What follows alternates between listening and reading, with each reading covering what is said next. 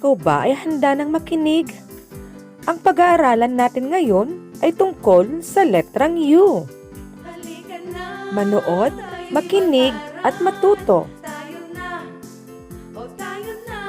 Ito ang malaking letrang U. Ito naman ang maliit na letrang U. Ang tunog ng U ay U, U, U. Alamin natin ang mga bagay o larawan na nagsisimula sa letrang U na may tunog na U. Ang unang larawan na ipapakita ko sa inyo ay ulap. Ang ulap ay nagsisimula sa letrang U na may tunog na U, U, U.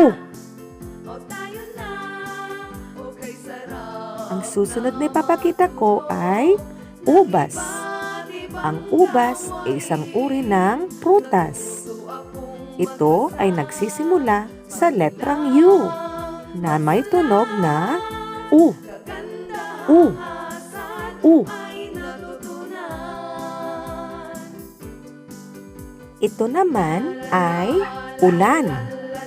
Ang ulan ay nagsisimula sa letrang U na may tunog na U, U, U.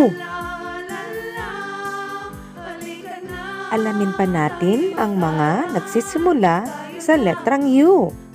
Ito ay ulo. Ang ulo ay nagsisimula sa letrang U na may tunog na U, U, U. Ang panghuling larawan na ipapakita ko ay uod. Ang uod ay nagsisimula sa letrang U na may tunog na U, U, U.